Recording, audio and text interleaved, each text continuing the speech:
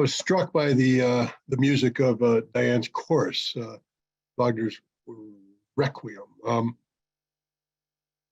I'm not quite the classicist that you are, Diane. I come from a more, let's say, working class musical foundation. But when I conjure up music that is sufficient to describe the topic at hand here, which is nuclear conflict, I always get Johnny Cash's song, "The Man Comes Around." And the final verse of that, which is spoken by his voice, which is gravelly because he's literally on his deathbed. And I heard a voice in the midst of the four beasts. And I looked and beheld a pale horse. And his name that sat on him was Death, and hell followed with him. That's what we live in today. This isn't, some sort of, future look into a hellish earth. Death is on a pale horse riding to us as we speak. And if you don't recognize that, if you're not aware of that, then you're just going to blissfully go to the abyss, the Armageddon that Helga spoke of. We are on the cusp of thermonuclear war.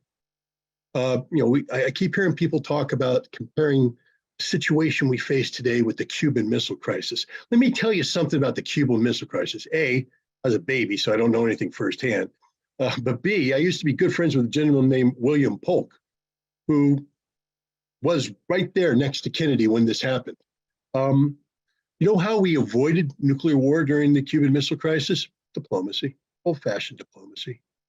Americans talking to Russians, Russians talking to Americans. Politically, we may not have been able to do that up front through standard negotiations, but we had back channels that were approved by the President of the United States, by the General Secretary of the Communist Party, Khrushchev. But today we don't talk. We have our intelligence, heads meeting in Ankara and other places around the world, but this isn't a negotiation. We are in the midst of not just a heightening of tensions, but we lack the mechanisms to resolve these tensions. There is no diplomatic interaction worthy of the name between the United States and Russia today. I just had lunch with Anatoly Antonov, the ambassador to Russia, and he laments the fact that here's a man. This is a man, regardless of what you think of Russia, of him personally, I don't care. I really don't. He's a man that sat down across from American negotiators during the administration of Barack Obama and negotiated the New START Treaty, the last arms control treaty in existence today between the United States and Russia. He was the Russian negotiator. All right? So he's a man who's accomplished far more than any of the people that currently reside in the State Department today in any capacity. Not a single one of them have accomplished what Anatoly Antonov has. And yet he's the ambassador of Russia to the United States, and he sits in a gilded cage. He's not allowed to interact. Nobody wants to interact with him. Nothing is happening except this. This is something he has spoken of, and senior State Department officials have spoken of. Because at the time I met him, it was on the 35th anniversary of the signing of the Intermediate Nuclear Forces Treaty. It happens to be a treaty that I played an important part in implementing. It was signed in December 1987, began implementation in July 1st of 1988.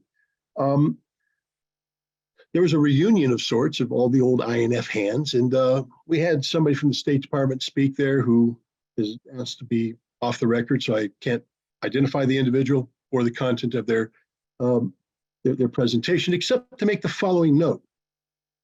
There was a widespread recognition on the part of everybody who attended that the State Department no longer had any say whatsoever in the nuclear posture of the United States of America. And that when it comes to nuclear issues and matters relating to the nuclear enterprise, the Department of Defense reigns supreme. It is responsible for every aspect of the nuclear enterprise to this day, to include any notion of arms control negotiations.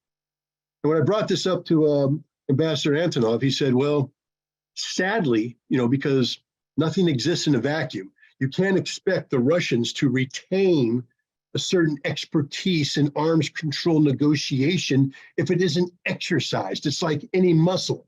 If you don't exercise it, it atrophies.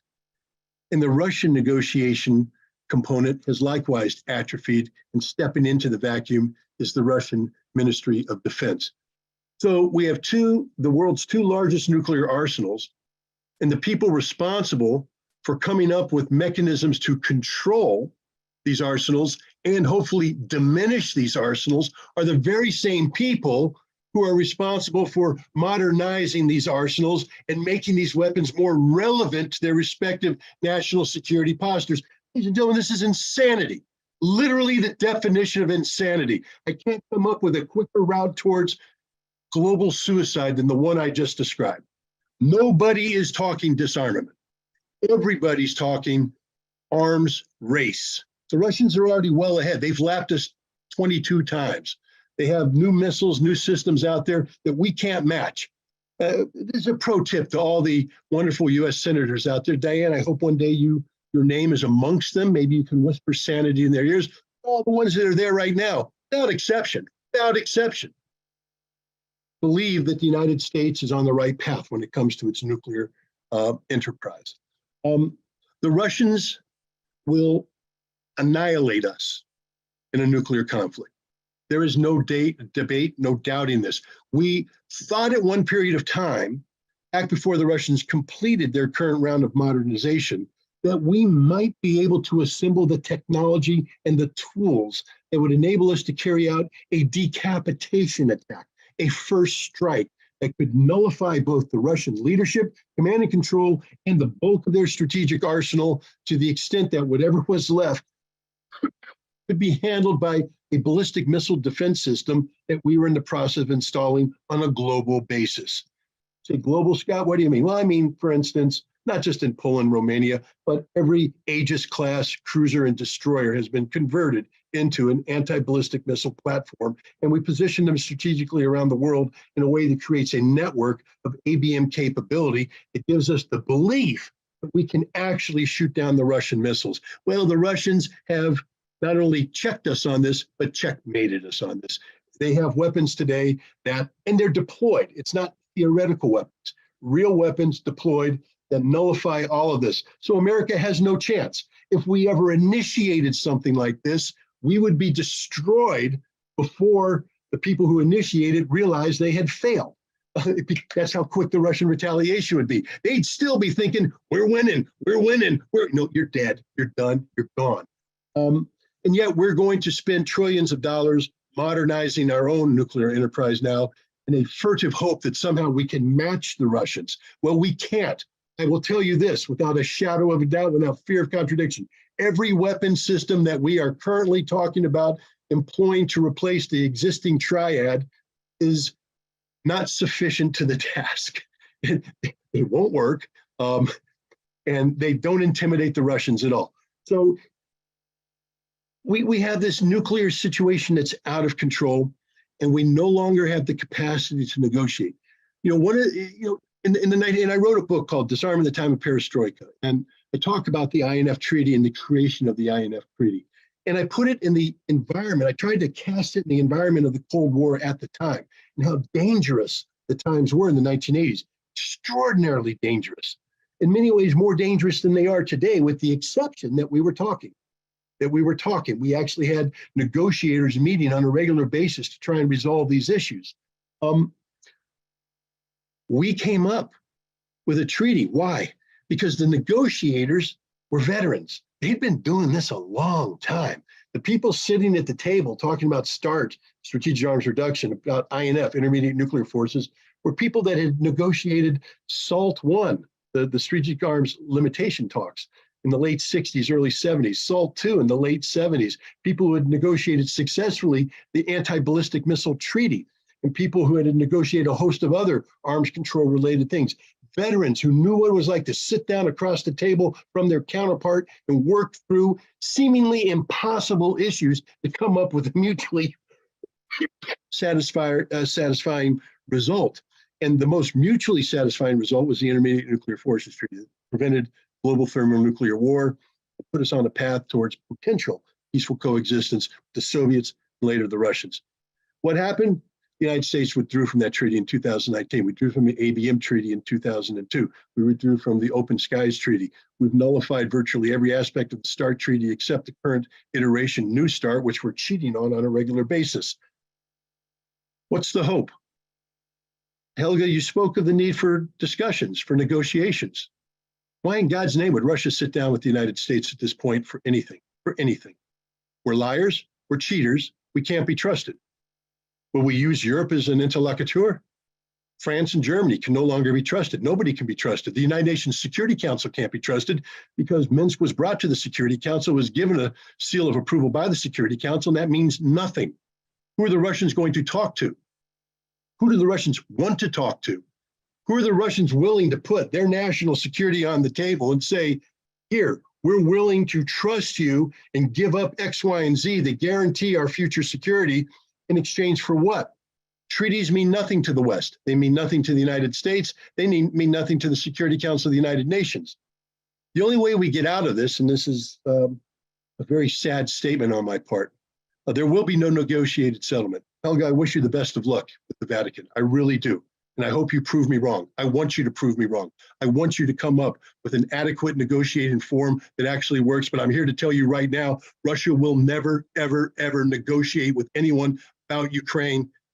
The only negotiation is going to be similar to that which occurred in Tokyo Bay in September of 1945, when the defeated Japanese were brought on board the USS Missouri, and we told them to sign the paper or die. And Russia's going to end up sitting down across the table from some iteration of a Ukrainian government and tell them sign the document or die. And a defeated NATO will be sitting in the shadows, no longer having Marder vehicles, Leopard vehicles, Bradley vehicles, or anything, because all of those will be destroyed on the field of battle by a superior Russian force that is singularly focused on one thing and one thing only, and that is defending the national security of Russia. Now, here's the danger, because we have people like Jan Stoltenberg and people like various American politicians and government officials who have said this is a conflict between NATO and Russia. And they've defined it as an existential conflict. Well, the only side that has an existential stake is Russia. Russia will never allow itself to lose. NATO will lose. The question is, will NATO lose gracefully? We bring up, Dylan Thomas's poem. Is NATO willing to go gently into the good night? Or is NATO going to rage against the dying of the light? And that's the choice. And unfortunately, that's where we come down to. If NATO opts to rage against the dying of the light, ladies and gentlemen, it's been a pleasure knowing you. 2023 will be the last year that we're all alive on this planet. Kiss your loved ones goodbye. Do what you need to do. It's over, because it will lead to nuclear war. And as Helga said, there are no winners. The only chance for global survival is for NATO to go gracefully, accept the inevitability of its defeat, and find a way to deal with a victorious Russia. And it won't be done through negotiations, because NATO is not an organization to be trusted ever again. Neither is the United States nor any other nation out there. And this is a sad state of affairs. Russia will no longer be seeking negotiations. Russia will be seeking victory, a victory won on the battlefield. And remember, it wasn't Russia that set that term. It was Jan Stoltenberg, who said the only way out of Ukraine is on the battlefield. Russia's taken it up. They're doubling down. That's a sad state of affairs. I don't see any way out of this other than through a decisive Russian victory, so decisive that NATO takes a back seat and allows it to occur without risking everything in a futile effort to stop it. Very depressing talk, but we live in depressing times. I'm sorry to bring 2023 in on this note. And as I said, Helga, please prove me wrong. Please, Diane, Helga, Stephen, Dennis, everybody listening in, prove me wrong. I would love nothing more than to have this very same assembly this time next year, and you guys sort of chuckle at me going, hey, Ritter, you're a little bit of a gloom and doom kind of guy. Prove me wrong, because if you can, that means there is hope for humanity, that you can flip the script. Unfortunately, I've given up hope, and I'm sorry to leave on that word. But again, thank you very much for inviting me, and I wish I could stay for the question and answer.